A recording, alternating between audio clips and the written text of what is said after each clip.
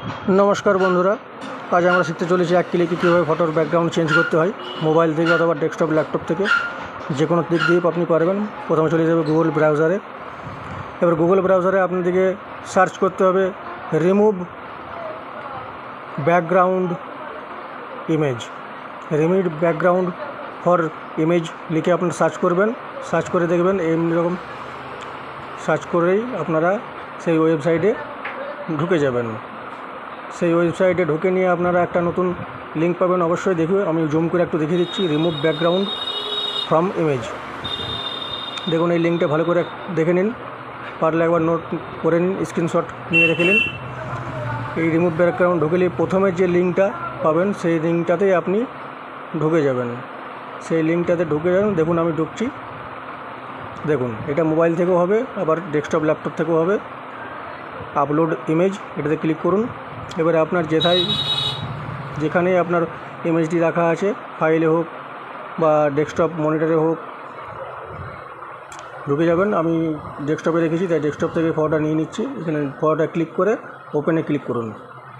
এই ওপেনে ক্লিক করার সঙ্গে সঙ্গে ফটোটা অটোমেটিক ওখানে নিয়ে নেবে এবং অটোমেটিক আপনার ব্যাকগ্রাউন্ড 1 মিনিটের মধ্যে নিমেষে নিয়ে নেবে। তো অবশ্যই আপনার কম্পিউটারে বা ডেস্কটপে নেট থাকা চাই বা ফোনের নেট চালু অবস্থায় থাকা চাই, আর নেটের একটু স্পিড হালকা থাকা চাই। ব্যাকগ্রাউন্ডে ক্লিক করুন। ব্যাকগ্রাউন্ডে যদি আপনি এখান থেকে অনেক ব্যাকগ্রাউন্ড আছে, এগুলো তো বেছে নিতে ব্যাকগ্রাউন্ড পাল্টে যাবে। আমি 2-1টা পাল্টে দেখিয়ে দিচ্ছি। যেটি ফটোটা আপনি ক্লিক করবেন সেখানে সঙ্গে সঙ্গে আপনার ব্যাকগ্রাউন্ডটি ফটোর সঙ্গে চেঞ্জ হয়ে যাবে। দেখুন কীভাবে হচ্ছে, দেখুন ব্যাকগ্রাউন্ডে চেঞ্জ হয়ে গেলো। আবার একটা ফটো দেখুন, এই দেখুন। এবার এখানে ব্যাকের অপশান আছে, ব্যাকে আপনি দেখতে পারেন যে কোনো ব্যাকগ্রাউন্ডটা আপনার ভালো লাগছিলো যদি এখান থাকে। এবারে যদি পাসপোর্ট ফটো করার চাই তাহলে এক রঙের background, white background, blue background বা অন্য কিছু ব্যাকগ্রাউন্ড হতে হবে। বেশিরভাগ ব্লুটাই আমরা দিয়ে থাকি ব্যাকগ্রাউন্ডে পাসপোর্টে। এবার ডান করুন।